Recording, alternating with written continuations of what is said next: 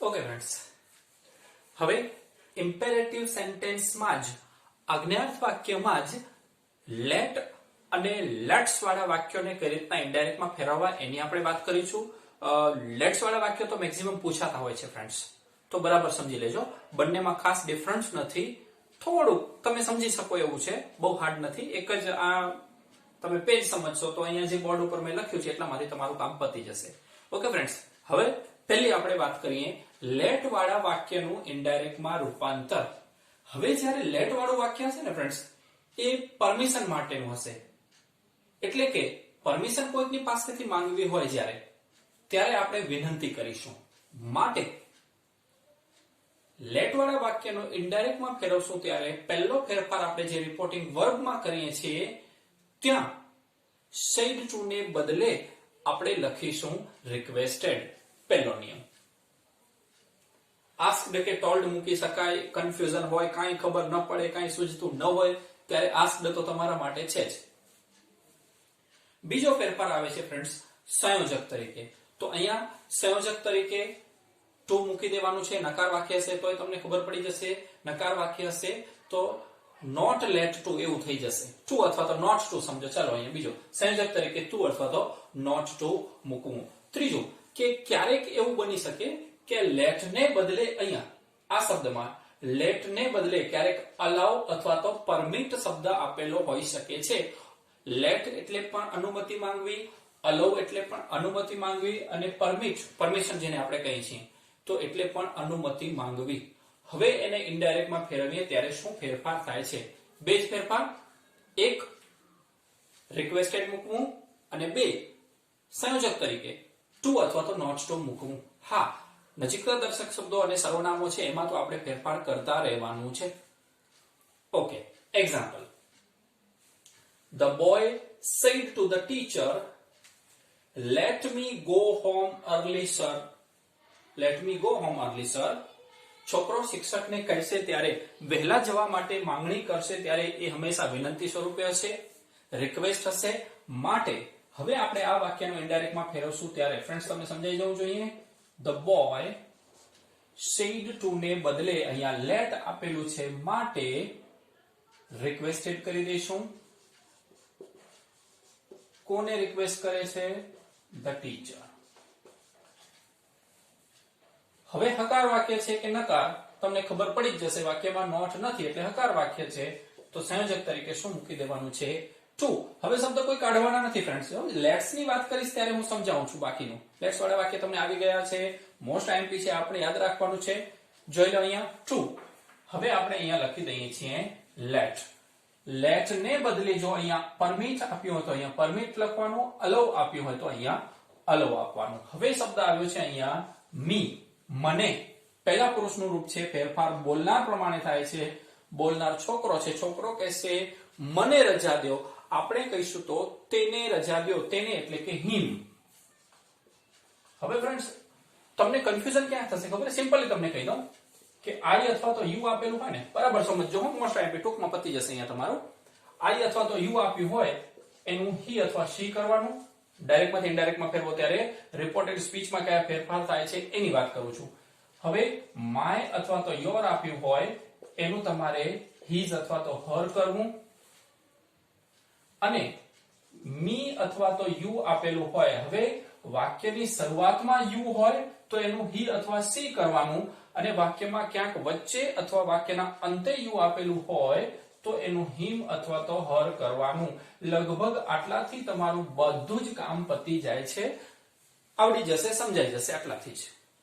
હવે મી આપ્યું, let me, એનો મતલબ કે આર્યું મી તો એનું હિમ અથવા હર કરવાનું. જોઈ લેવાનું અહીં કોણ છે? છોકરો છે તો નેચરલી છે એનું આપણે હિમ કરશું. તો અહીંયા લખ્યું him. Go home early. Sir કે મેડમ કે આવા શબ્દો નીકળી જશે. ફૂલ સ્ટોપ, ઇન્વર્ટેડ કોમા પણ નીકળી જશે. તો આ સિમ્પલ સેન્ટેન્સ થઈ ગયું. ફેરફાર કયા કર્યા? એક રિક્વેસ્ટેડ અને બીજું ટુ. હિમ કે હર કે આ તો ફેરફાર તમને આવડવા જોઈએ. આટલું યાદ રાખશો તો પણ તમારું કામ થઈ જશે. ઓકે, હવે આ જ વાક્યને કહી દઉં છું, તમે તો આવી રીતના કરજો. બીજી કઈ રીતના તમે ફેરવી શકો છો એની વાત કરું તો the boy requested the teacher that ક્યાંક તમારી સામે આવે વાક્ય આવું તો તમને જસ્ટ ખબર હોવી જોઈએ. તમે તો ફેરફાર આવી જ રીતના કરજો ને. Okay, I repeat. The boy requested the teacher that he should be allowed અથવા he should be permitted to go home early. આવી રીતના પણ વાક્યને ઇનડાયરેક્ટમાં ફેરવી શકો છો. એ પણ જવાબ સાચો છે. તમને જ્યારે ક્વેશ્ચન પેપરની અમે પેપર ચેક કરતા હોઈએ તો એની બ્લુપ્રિન્ટ આપવામાં આવે, તો એ બ્લુપ્રિન્ટમાં તમને આ જવાબ હોય તો પણ સાચો, અથવા મેં તમને કીધું એમ કે the boy requested the teacher that he should be allowed, he should be permitted to go home early, તો પણ વાક્ય સાચું છે. પણ મેં તમને કીધું should be permitted પેસિવ વાક્ય થઈ જાય ને V3 ને એના કરતા બેટર છે કે અહીંયા લખી દીધું requested, અહીંયા લખી દીધું to, બસ બે જ વસ્તુ. હા, સર્વનામ નહીં તો ફેરફાર તમારે કરવાના જ છે. હું અહીંયા ઘણી વખત લખતો હોઉં છું ફ્રેન્ડ્સ. રિપોર્ટિંગ વર્બમાં, રિપોર્ટિંગ સ્પીચમાં 1 સર્વનામ, 2 કાળ અને 3 નજીકતા દર્શક શબ્દોમાં ફેરફાર કરવા. અહીંયા આપણે કાળ પરિવર્તન કરતા નથી. Next example. હવે ફ્રેન્ડ્સ તમને આવડી જ જવું જોઈએ, કોઈ ડિસ્કશન કરવાની જરૂર પડે નહીં. ધ બોય સેડ ટુ, તો મેં તમને કીધું અહીંયા શું લખવાનું છે? રિક્વેસ્ટેડ કોને? The teacher. Let us play for an hour. હવે જુઓ ફ્રેન્ડ્સ, મેં અહીંયા પણ લેટ અસ લખ્યું છે, અહીંયા પણ લેટ અસ લખ્યું છે. હવે એ બંને લેટ અસ માં ફેર કયો? હવે જ્યારે સીધું લેટ્સ હશે તો એ પ્રપોઝલ હશે, દરખાસ્ત હશે કે let's go for a walk, ચાલો આપણે વોક માટે જઈએ. જ્યારે લેટ અસ છે, લેટ મી છે, એ કોઈની પાસેથી અનુમતિ માંગવા માટે આપણે વાપરીએ છીએ નંબર 1. બીજું કે એનો અર્થ, બીજું કે તમે એનો બંનેનો અર્થ જોશો ને તો પણ ખબર પડશે કે જ્યારે અહીંયા લેટ શબ્દ વપરાયેલો છે અથવા તો લેટ અસ શબ્દ વપરાયેલો હોય તો ત્યાં જો અહીંયા શું કહે છે? કલાક રમવા દો, તો કલાક રમવા દો ને એ વિનંતી માટે હશે ને. જ્યારે એવું કહેશે કે ચાલો આપણે let's go for a picnic, ચાલો આપણે પિકનિક પર જઈએ, તો એનો અર્થ છે એ પ્રપોઝલ તરીકે હશે. માટે the boy requested the teacher to let. હવે અસ નો શું થઈ જાય છે? ધેમ. ક્યારે? જો તમારું લેટ વાળું વાક્ય હોય અને એ પરમિશન માટેનું હોય તો પ્લે ફોર એન અવર. બાકીના શબ્દોમાં કોઈ ફેરફાર થતા નથી. Next example friend. My friend requested my father to.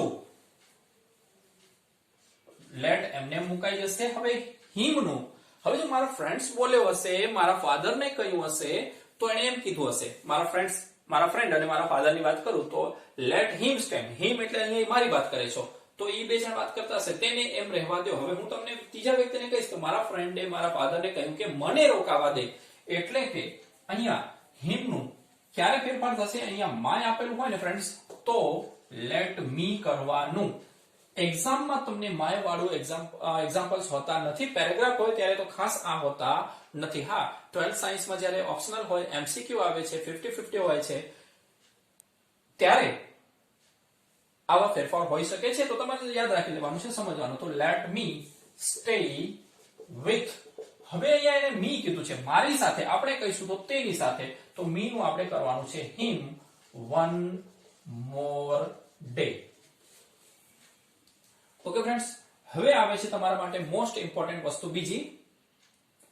Let's અથવા તો લેટ અસ વાળા વાક્યો જ્યારે દરખાસ્ત એટલે કે પ્રપોઝલ તરીકે વપરાય તેનું ઇનડાયરેક્ટ કઈ રીતના ફેરવવું? ફટાફટ જોતા જાઓ. સેડ ટુ ને બદલે સૌથી મહત્વનો પહેલો ફેરફાર થાય છે સજેસ્ટેડ ટુ અથવા તો પ્રપોઝડ ટુ. દરખાસ્ત મૂકવી એ અર્થમાં છે. સંયોજક તરીકે ધેટ મુકાય છે, મોસ્ટ આઈએમપી સમજો. અને ત્રીજું મહત્વનું છે કે લેટ્સ કાઢી અને તેને બદલે ધે શુડ મૂકવામાં આવે છે. કાળ પરિવર્તન થતો નથી, પરંતુ નજીકતા દર્શક શબ્દો અને સર્વનામમાં ફેરફાર કરવો. એક્ઝામ્પલ આ ફ્રેન્ડ્સ થઈ ગયું છે અને મોસ્ટ આઈએમપી છે તમારા માટે, અગાઉ શીખી પણ ગયા હશો તમે. The student said to the teacher. ચાલો, ધ સ્ટુડન્ટ ફટાફટ જોતા જજો. The student said to the teacher. હવે અહીંયા લેટ્સ છે, ચાલો આપણે પિકનિક પર જઈએ, ત્યારે એ પ્રપોઝલ મૂકે છે, સજેશન કરે આપે છે પોતાનું. તો આપણે અહીંયા લખીશું સજેસ્ટેડ ટુ. તો આપણે અહીંયા લખીએ છીએ ઓકે નિયમો અનુસાર. The teacher. કોને? તો કે ધ ટીચર.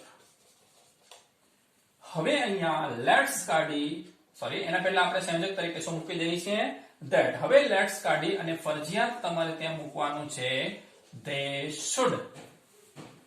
કાળ પરિવર્તન કરવાનો નથી, એટલે કે ક્રિયાપદનું રૂપ એમનું એમ જ મૂકી દીધું. એના બે કારણ. એક તો નિયમ છે કે લેટ્સ પછી પણ V1 મુકાય અને શુડ પછી પણ V1 મુકાય છે, મૂળ ક્રિયાપદ મુકાય છે. They should go for a picnic.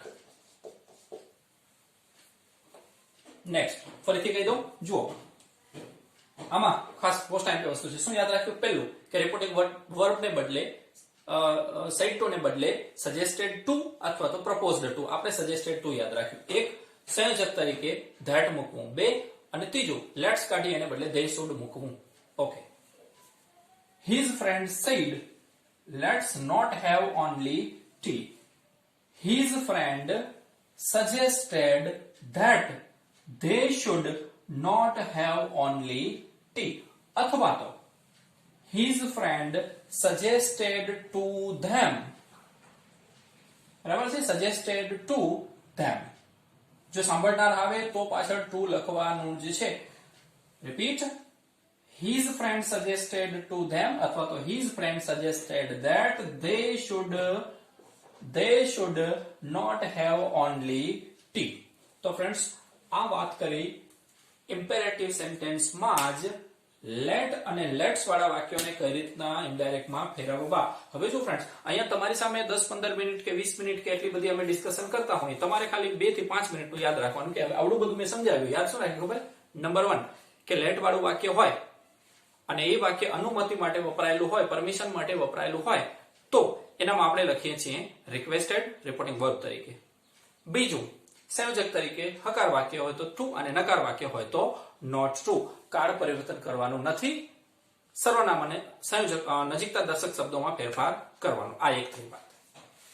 બીજામાં પહેલો ફેરફાર મેં તમને કીધું એમ, રિપોર્ટિંગ વર્બ તરીકે સજેસ્ટેડ ટુ લખવાનું, સંયોજક તરીકે ધેટ મૂકવાનું અને લેટ્સ કાઢી અને ધે શુડ મૂકવાનું.